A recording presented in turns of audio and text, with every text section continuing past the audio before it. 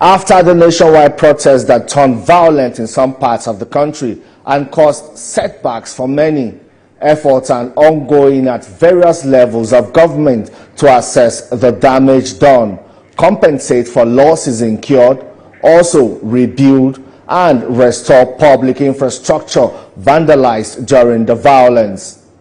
This is Politics on Sunday. Good evening to our viewers in Nigeria and around the world. I am Femi Akonde, live from TVC News Studio in Abuja, Nigeria's federal capital. It's just about 1 week after the end of a 10-day protest across the country. Now there is peace and calm, but also a moment of sober reflection for the government and leaders.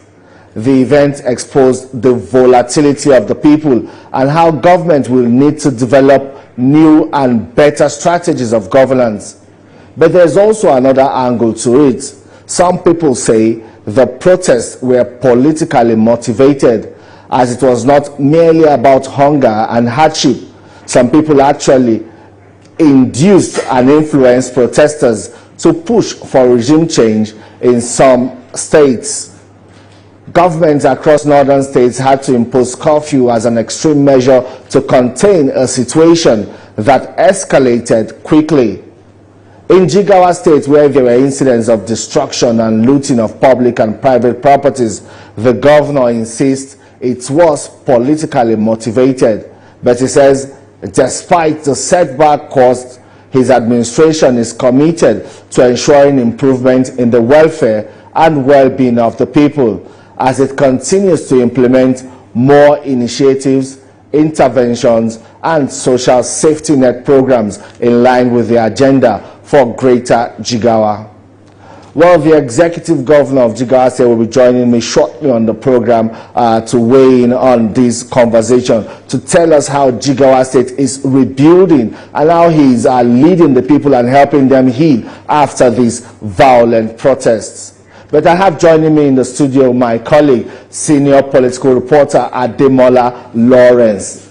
Hi, Demola. Yeah, hi. Yes, talking about these protests that turn violent, a lot of people keep saying, it's politically motivated. But there's also another angle saying it's just excuse used by the leaders to, turn attention away from the real issues and, blaming politicians and the opposition for inciting the people to violence. But, in looking at an overview of the whole situation now, how would you say the reaction of government at all levels, how has it been in terms of, the engagement with the people in the aftermath of these protests? I think, first of all, we need to first lay a foundation where, is there a reason for the protest? Of course, the reason was to some of the organizers of the protest it's called the hunger protest. So if you look at it from that angle, while we'll also be saying, okay, there's a reason for probably politicians are using it as a tool, to escalate things, but there's also a reason, which is of course the hunger protest. Now, if you look at the protest itself, which started on the 1st of August till on the 10th of August, you look at the momentum at which it kick-started on the 1st of August, where in some part of the country, yes, like if you look at in the in the southwest, the protest was more or less like, you say protest. But in some part of the country, majorly in the northern part of the country, you see that the protests now turn violent. So it becomes a challenge because when you say a protest, you remember what the government their fears was the fact that it might be hijacked, and eventually it looks like it was hijacked because the government kept saying it was going to be hijacked. But I think that to a large extent, what the government has done, in terms of communication. Remember, before the protest, Nigerians were actually clamoring that the government should come out, most especially the president should come out and talk to the people. But of course, after that broadcast by the president, by saying that he's actually heard the protesters loud and clear, so that kind of made the protesters go not continue the protest, even though the protest still happened in some part of the country. But I think that to a large extent, that message where the president had to speak to Nigerians did a lot of good in terms of calming the nerves, even though majority of the people wanted the president to fulfill on all his promises. Yes, speaking of fulfilling on some of the promises, the president is now talking about the 79th General Assembly of the United Nations, the 79th session of the United Nations General Assembly, where he's saying people who do not have business at UNGA, at that event in New York, should not be allowed to travel. That it is important that the government cuts down the cost of governance, because what we had in the past was this kind of event become like a jamboree or a fanfare where even people who do not have business being there are listed among the delegation of government to these important global events. How significant is this? I think it's very significant, looking at the fact that one of the demands of the protesters is for the government to look at the cost of governance, and for the president to come up with this and saying anybody that does not have a business at the UNGA should not be found there. So I think to a large extent this also speaks to, is the president actually listening to his people? If the president has actually listened to his people, then of course he has taken the right step by saying, this is the first step we're going to be taking due to the protest that was actually that actually happened. Don't also forget, after the president's speech, the CNG buses are actually also out, you understand. So the president is just trying to make sure that things are going according to what he said, but the people also want more. There are promises that the president have made, the policies that he has made, the people want more. There should be that human interface between the government and the people, and that is what the people also want from this government. Yes, speaking about what the people want, apart from cutting the cost of governance, some people have also talked about the need to communicate more. Let there be that constant engagement between the president, the presidency now, the government, and the people. The people will also need to understand the policies of government being implemented, how long it will take for all of these policies to mature in terms of implementation, and then its impact be trickled down to everybody, to people even at the lowest cadre. What the people are now asking for now is communication, because it does appear as if they have been they have been like in the dark, not really knowing what's going on. That book has actually opened up my eyes to a lot of things, most especially journalists. You have to learn. That's one of the broadcasts where the president was actually reading out data and statistics of what this government is doing. And those informations are actually not out. People are actually in the dark what the government is doing, which policy government is taking on. So I think that the government now needs to continue that engagement, with the people, talking to the people. And if you also notice, immediately that broadcast happened, the government, you remember the senior special advisors on community engagement. That's what the president has also done. The 6 of them should go to their various geopolitical zones, and that's what should have been from the onset. Because people actually need to know what exactly programs the government have for them, and these are the people that is going to be able to communicate those programs. But by and large, I think the communication between the people and the government must be something that this government must take very seriously, for them to know the program, the policies, and how it will affect their lives going forward. Yeah, and some other persons have also said that these protests, a lot of people mounted undue pressure or unfairly, or just focusing on the presidency, are letting other cadres or other levels of government off the hook, like the state government, the local government, who in the coming days will soon will begin to get more fundings, more interventions directly. They'll begin to get their funds now directly from the federal government.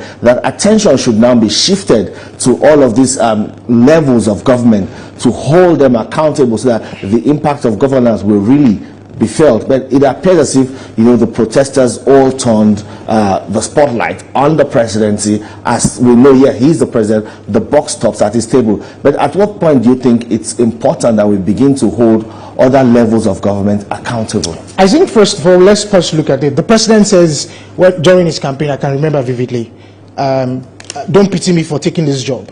You know, I think we first need to take that into cognizance. And so knowing fully well that he's coming for a job where people have to come for him over and over again, so he knows exactly what he's going into. Now, to now trickle it down, whether governance from the governor, the state governors down to the local government, I think is very important. While I agree that, you know, the protesters were not actually challenging their demands, you know, so to say, to the right sources, which is of course the governors of the state, because if you look at after the subsidy removal, you know, there's been high level, there's the FAC has increased. Let me put it that way. You understand? FAC has increased. Now that means that the state governors are getting more money. So I think that the demand should have been, the protesters should have, you know, challenged their grievances down to the state government. And of course, you talk about the local governments. Now, local governments can now get their money, but also, I think just like 3 days ago, we also heard that, you know, it's going to take another months for that to be implemented. You know, so I think trickling down the governance to the barest minimum is very important for the Nigerian system. You know, so, and it is very, very important because the local government is the closest to the people, and people need to feel that governance at the local level. Yes, you know, we're hearing that the governor of Jigawa State is ready for that interview to engage us. Okay, then, yes, moving on now, we're waiting to establish that connection with him. We understand he was going to be joining us shortly. This interview was actually supposed to have started earlier. Well, Ademola Lawrence, moving on, and thank you for your insight on some of these issues now. Okay, hello, Your Excellency. Hello, how are you? Very well, and thank you for joining us on the program. Yeah. Hello, can you hear me, sir?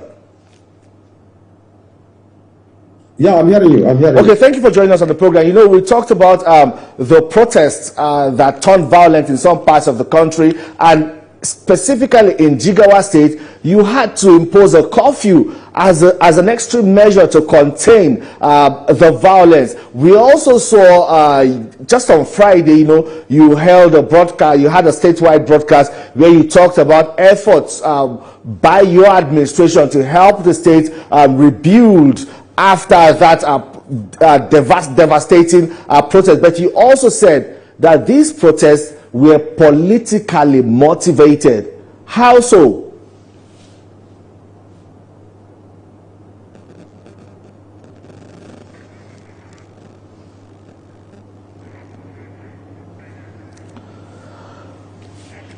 Recording in progress. It seems we're still having problems with that connection. Well, the governor will join us shortly. Yes, Demola, we're talking about the moving forward, the kind of conversation that the government should have with the people. What should we be hearing? What should they be telling the people? You know, what kind of conversation should it be to avoid again a reoccurrence of this kind of protest, which already has a tendency to turn violent? I think, first of all, the NOA also has a very serious thing to do in this matter, because they have also they have everything in their baskets to make sure that Nigerians know, of course, the policies that the government have. That the Ministry of Information also have all those things, and now the government needs to start looking at ways and means of how to make sure that information gets to the people. The people know exactly what their programs and policies are.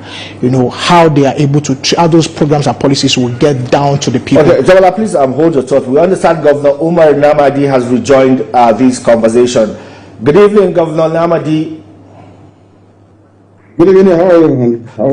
Very well, and thank you for joining us. You know, I was asking you earlier before we had problems with that connection. We're talking about the whole nationwide protest and how your administration had to impose a curfew as a way of containing this violence. But you also said something that it was politically motivated. And the question is, how so? Well, actually, what happens in Jigawa is not really a protest, but really a violence. Violence in the sense that the way it started, it has not even started as a protest, because it started with a lot of issues that has to do with looting and vandalization of government property right from the onset. And the security authorities were following them to see that they have not lose their tempers. But unfortunately, the way it started, it becomes very, very bad. A lot of these properties, private property, individual properties, a lot of things has happened. For instance, I can tell you that, for instance, today we have lost about 9 JASCO stores. JASCO is the Jigawa State Agricultural Supply Company. About 9 stores were being vandalized and destroyed completely. And as a result of that, a lot of goods were lost. For instance, I remember about in about 9 local government areas, a total of about 101 trucks of assorted fertilizer were lost, which was almost about 61,088 bags of fertilizer were completely lost. Now, in addition to that, at the same JASCO stores, we lost what we call assorted chemicals. About 285 cartons of assorted chemicals were also lost. And again, about 301 water pumps, solar water pumps were also lost. About also 385 assorted seeds were lost in all these JASCO stores. And this is quite serious. In addition to that, also, JADA, which is the Jigawa Agricultural Development Company, 3 zonal offices were vandalized. In Hadija, in Gumel, and in Borno. These zonal offices were created since 60s, and a lot of documents are there, a lot of equipment are there. And if you see these zonal offices the way they are, you cannot imagine that it is human being that has done that kind of.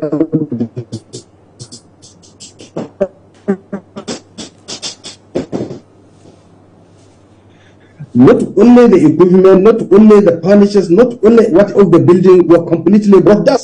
And the amount, the content and the amount of losses done in those 3 zonal offices are yet to be quantified. So they are working on it to see what we are going to do. In addition to that, we have a state-of-art seed center in Borno. This state-of-art seed center has been one of the failure seed centers we have. And a lot of equipment in that place, almost everything was destroyed. We lost about 3,000.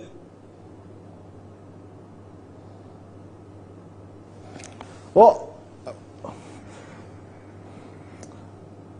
okay, well, let me continue my conversation with Demola Lawrence while we reestablish the connection with the governor of Jigawa State. You know, he's talking about the losses incurred in all of these protests. It's going to take time to rebuild. Now they are saying that, you know, monies that should have been used, yes, to improve healthcare, to improve education, to improve other critical sectors of the country, will now be used to rebuild some of these government buildings and infrastructure that was deliberately targeted by the protesters and vandalized. You know, okay, we hear the governor is back online. Yes, Your Excellency, I was asking, if you look at the pattern of these protests, it appears as if, you know, government buildings and infrastructure were deliberately. Hello, Your Excellency, can you hear me? I'm hearing you. Okay, yes, I say, looking at the pattern of the protests, it does appear as if government building and infrastructure were deliberately targeted by these protesters, you know, and vandalized. Some people have said, no, this is because of a failure of government, not just in over the years, a failure of government over the years. That is why it appears as if the people took out their anger against government properties, and that does not justify their anger in any kind of destruction in any way. But they say it's also because of years of government neglect to the needs of the people. That is why it appears as if government properties became the target. Don't you think so?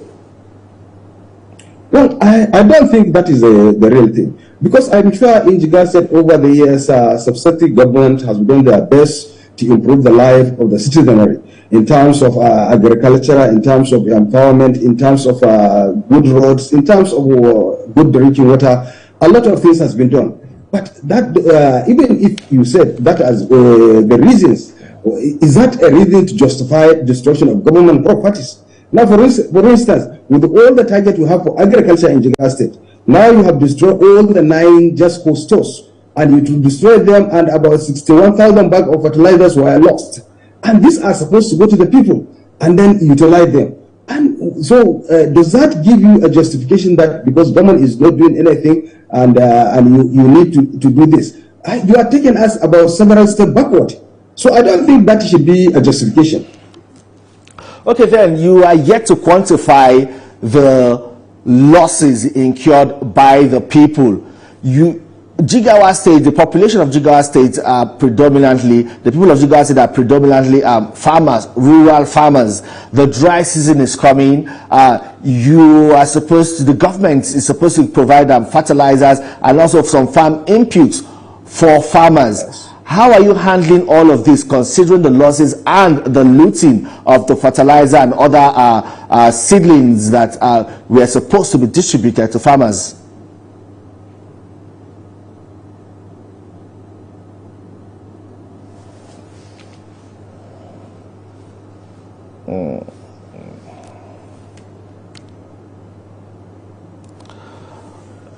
It appears that connection is faulty again. Well, Jamal, let's continue our conversation here. You heard from okay, Governor Namadi, I asked a question. I was asking how the states now will cope with providing fertilizers and seedlings for farmers, especially now that we're going into the dry season, and we know Jigawa State is also engaged in dry season farming. A lot of these fertilizers and other farming inputs meant to be distributed to farmers, you said, have been looted. What's the backup plan? Well, you see, backup plan is that already we have, you see, the question is whether these people that have organized business are trying to demoralize the government and discourage the government to do it. I want to tell them that they have failed. Because as far as we are concerned, we have a program, we have a target, and we are ready to achieve that target. So for the dry season farming, we are working hard to ensure that we have provided the necessary fertilizers, and we provide the seedlings, and whatever support that is needed to the farmers, we are going to give them the support. And I'm sure we will continue to do what is right to the people. So I'm sure there will be no problem. A backup arrangement is already there, and the government is working to ensure that they to provide enough fertilizer, enough inputs to the farmers. And also with our extension service, extension workers available in almost in the nook and corners of the state, I think we are home and dry. So I don't feel there will be a problem with our dry season farming, and there will not be. This will not in any way affect the government's program as far as agriculture and other activities are concerned. Now let's talk again about the protest. A lot of people say, despite the security situation in the northwest region of the country, Jigawa State has remained relatively peaceful. But it appears that reputation now has been stained with these protests in the state that turned violent. What happened? Would you also think it's a failure of intelligence? Because how did the motive of the protesters pass without anyone noticing? Well, we cannot say it's a failure of the intelligence actually, because the issue is that, like you said, Jigawa State has been known as a peaceful state. But the issue is what even brought about this destruction is what we are still thinking about, and we're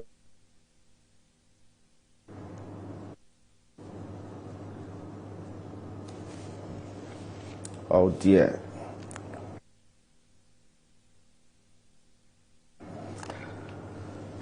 Well, Ademola Lawrence, there you have it, Governor Umar Namadi of Jigawa State, giving us his account of what transpired in the state, how the government is helping to build resilience among the people, how difficult it is, not just for the government now, indeed for the people. I know it's like double jeopardy if you look at the situation in Jigawa State. Well, I hear the governor is back on the line, but we'll so round up on this conversation. Governor Namadi, hello, sir.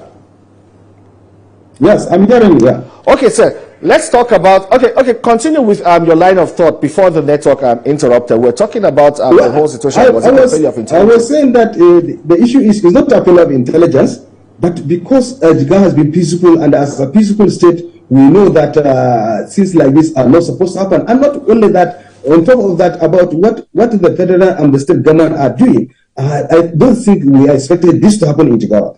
But what I'm saying, the other thing we are looking at it, you see, in Jigawa, it is only in Jigawa State, I think, maybe recently, like Kaduna at the end, the APC state secretariats were totally vandalized. Not only the APC, in all the 11 local governments where this protest has taken place, in fact, every billboard that has to do with the APC has been destroyed. What does that suggest? So we are looking at, what does that suggest? Wondering, well, we felt there is a political issue on that. This issue must have been politically motivated. Our opponents have seen that we are doing something that they feel is trying to put them close their chapter, and then they feel that okay, the only thing we do, let's try to change the narrative. Unfortunately, they cannot achieve that. In Jigawa, what we are aimed at doing, we continue to do it. And there is nothing that will distract us from doing what we intend to do to our people, because we have our people at heart, and we have promised, we have a contract, we have a bond with the people of Jigawa State, and we will continue to execute that bond, no matter what the sabotage. All right, Your Excellency Governor Umar Namadi, Executive Governor of Jigawa State, I want to thank you very sincerely for your time on the program, and apologies that the network has really been erratic and we could not properly enjoy our conversation. But trust I would come back to you to continue these conversations some other time. Thank you very much, Your Excellency, for your time on the program. Well, that's all on TVC News Politics on Sunday. Do remember you can see this episode again on TVC News YouTube channel. Also, you can share, like, and broadcast. We also have a WhatsApp channel that gives you the best and up-to-date news and information. Thank you for watching. I am Femi Akonde.